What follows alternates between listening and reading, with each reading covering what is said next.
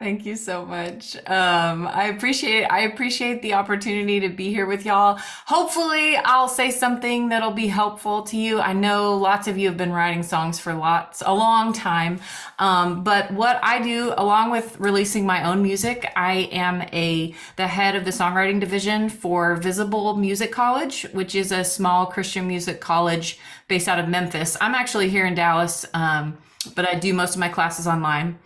And so when they asked me what I could give a talk about tonight, I said, well, how about I go over 6 editing tips that this is my go-to list of things that I go to when I work with my students to, check back over a song that's in a first draft, but how could I go back and make it better? So I'm going to give you guys that list and work through it. I've got some slides. It's way too many slides. So I'm trying not to dig too deep and get in the weeds.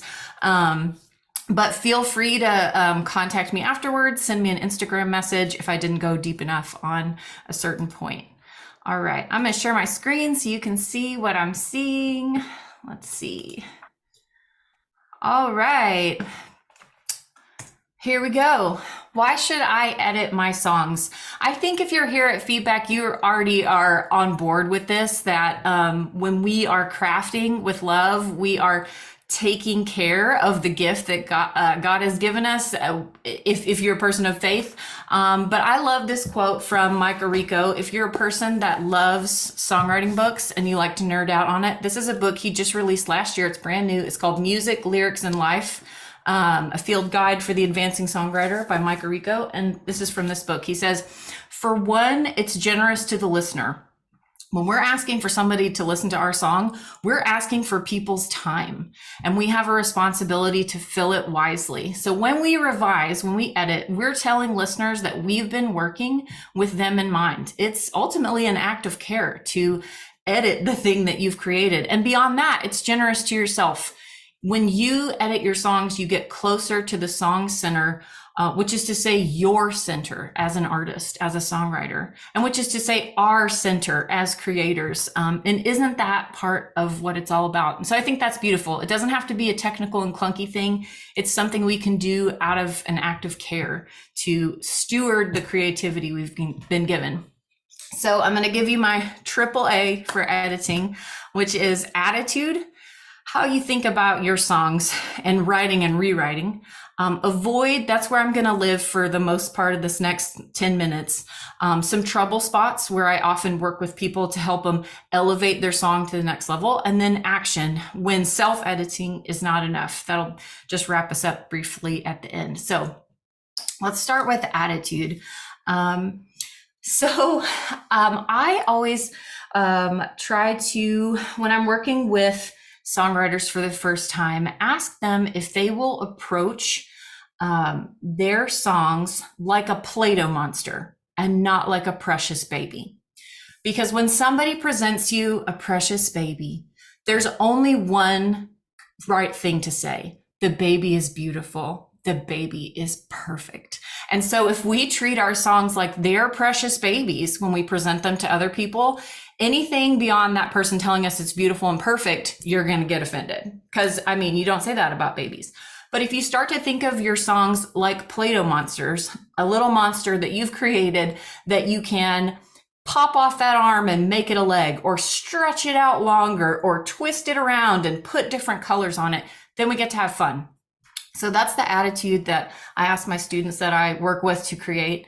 And how to accept constructive criticism. I know your group leaders will talk to you about this tonight, but it's just being able to take everything in and try it on for size. So if somebody gives you a suggestion of, well, maybe that chorus should be shorter, instead of in your mind saying, well, they're wrong, maybe they are wrong, but instead just receiving that, writing it down, and then playing with it, trying it out. Well, I'll try to play it through, cutting my chorus in half.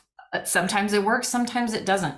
And then lastly, I'm giving you this little talk, but there are no rules in songwriting. For every rule someone gives you, we could give you 10 songs that break the rule and are fantastic. So these are just guidelines and best practices. There are no right and wrong. All right. So into our avoid section. So these are my trouble spots I see people wrestle with all the time. So I'm going to start with three micro ones, which are like smaller specific things that are kind of quick fixes. We'll get to macro ones that are more like big overhaul rewriting ones next. But for my macro issues, these are the things you're going to write down in your little list to do a mental check with if you're self-editing one of your own songs. Point of view problems, inconsistent rhyme scheme or cliche rhymes, and misset lyrics. So these are my micro issues. So let's go through the first one. Point of view problems. So the point of view that you take in a song is the perspective. Are we in direct address, which is the singer singing as I, singing to a you, or second person narrative, which you don't see very often. That's where there is only a you, but no I. You are the dancing queen. That song is in second person perspective. And then the most objective point of views are first person narrative and third person narrative, all the way to third person narrative where there is no I or you, there's only he, she, and they, storytelling mode. So the first point is making sure your point of view is consistent throughout your song. You're not jumping from calling yourself the singer I to calling the singer she. That would be a point of view inconsistency. Or I think what's the next layer is oftentimes you might not have chosen a point of view that's the most effective for your song. So maybe you've got a really intimate lyric and you chose third person, and just putting it into first person will really make it come alive and help people to have an emotional connection. So it's going through your lyric and trying on all the point of views to see if there might be a better one for what you're trying to communicate. The next one is rhyme scheme and rhyme cliches. So here's just some popular rhyme schemes I pulled off ASCAP. Basically, we're just talking about the end of the line here. So for example, this one, plain Spain, AA, goodbye, eyes, BB. This one's AB. There's so many rhyme schemes you could choose. But the point of this slide is to say, are you looking through your lyric that your rhyme scheme is consistent within sections? So if you set up a pattern in verse 1, did you use that pattern in verse 2? And if you chose to break that pattern, did you do it on purpose or just you weren't paying attention? So being aware of your rhyme scheme is something that I work with my students a lot. And then I think the next layer is avoiding cliche rhymes. Oftentimes cliche rhymes tend to be perfect rhymes that we see coming from a mile away. So love and above and dove. And no hate to you if you brought a song tonight where you rhymed love with above. But if you find yourself stuck in those cliche rhymes over and over again, you get to the end of the line, you're like, I can't think of any other words. I've got a little chart right here called family rhymes, which you can find online anywhere if you Google family rhymes. And what you're doing here is you're keeping the same vowel with a family rhyme, but you're substituting a different consonant in the end. So if you've got love, oop, I lost it. Oop, lost it again. Okay. If you've got love, where's my V? V. That's a fricative. If you've got love, maybe we could pick of us, love us. So it's close. It's in the same fricative family. And say you think, well, that's still too close. I want something that the rhyme is a little looser. We can jump to a different family. Love, bud. So force yourself beyond those perfect rhymes, beyond those cliches, to give your lyrics a little bit of interest, right? You're throwing in there little nuggets of excitement for your listeners when you go beyond cliche rhymes. Okay, the next thing. So we had the rhymes. We had the one before that. I'm totally blanking and I can't remember. Hopefully you wrote it down. The next one, the last one of my micro issues is a misset lyrics. And so what I mean by this are lyrics that don't respect the natural shape of the language. And it's a complicated thing when our lyrics are lining up with musical beats. So the question we have to ask ourselves is, what are the most important musical beats, and are my most important words or the correct syllables of those most important words lining up on the most important beats, which in 4/4 time, just for sake of example, are 1 and then 3 after that. So here's an example of a song that does a great job with that, like a bridge. So we've got our word bridge on beat 1, over troubled water. So correct syllables being emphasized, important words being emphasized on important beats. The problem we get to is when you have an unimportant word on an important beat or the wrong syllable of that word. So this is a song I love to pick on. I'm sorry, Katy Perry. She probably didn't write it. It's called, the name of the song is either Unconditional or Unconditionally. But it's a great example of how to misset a lyric. So here's some clips from the chart. So the word is unconditionally. So when you speak that word, respecting the natural shape of the language, you emphasize un and the di, unconditionally. But in her song, it's unconditional, unconditionally. And you're like, oh, come on, Katie, just get it right. And so they said it differently at the end, but they do unconditionally. It kills me on the inside. This song kills me. But it's a great example of why it feels, if you listen to it, you're like, why does that feel so weird? And that's why, because the emphasized syllables are on they're on the important beats and they shouldn't be. All right. I know I'm trying to cover a lot. I hope I'm not going too fast. So here's my macro issues. These are the issues I often go over and over with my student. The first one is same, same, same. So we're musically hearing a lot of familiar melodic rhythm, a lot of the same line length, a lot of the same vocal range in each section. So my verse sounds like my chorus, sounds like my bridge, because all these things are the same. The next one, and I'll get into it a little deeper as we go. The next one is telling instead of showing. I'm really talking about lyrics right there. And the last one is inconsistencies in your big idea. Okay, so same, same, same. So by melodic range, I'm just talking about the notes that you're using. So check your verse, check your chorus, just play them on the piano without all the chords. Are you staying in the exact same range in every single section of your song? Maybe that's something that needs to change or be adjusted. This is one people don't often think about. Do your song sections have different line lengths? You can just look at this visually on your chart. Are all your verse lines about the same length as all your chorus lines, about the same length as all your bridge lines? Then maybe something needs to change. And it could be your melodic rhythm. Is everything quarter notes? Is everything half notes? Or do we have some big half notes in your chorus and a lot of sixteenths in your verse? That's going to make things feel different.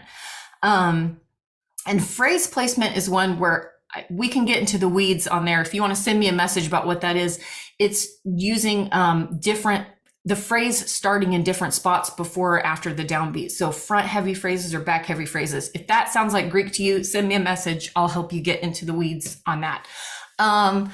So then the next one is we need more showing and not just telling in your lyrics.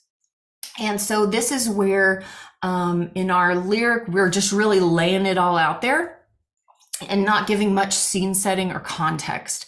So if you're like, well, how do I do that? How do I show instead of just tell? We really, at that point, I encourage my students to lean into sensory language. Set me a scene for the emotion of what you're trying to say. What do you see? What do you touch? What do you taste? What do you smell? What do you hear? And those few little things can make a huge difference in the impact of your lyric, because showing puts us in the place and it lets your listener emotionally connect to what's going on. And it gives specific context for a big universal big idea. Okay. And lastly, what is the big idea anyway? So you should be able to express, I ask all my students this every time they turn in a song. What is the big idea of this song in one short phrase or sentence? If they cannot tell me what the song is about in a short phrase or a sentence, it's too long. If they're trying to explain all of the Bible and all the gospel in one song, I'm sorry, 3 minutes, we cannot cover it. So you should be able to do that for your song. Say, this is exactly what this song is about. And then once you have that, awesome. You can check every lyric in your song against that big idea. And then ask yourself, is this lyric reinforcing my big idea, or is this a rabbit trail going in a different direction? The more specific the big idea, the better, because then you know you have an original or unique concept for your song. And typically your big idea is going to land somewhere in your chorus or refrain. Okay, whew, almost made it to the end. I hope it didn't go too long.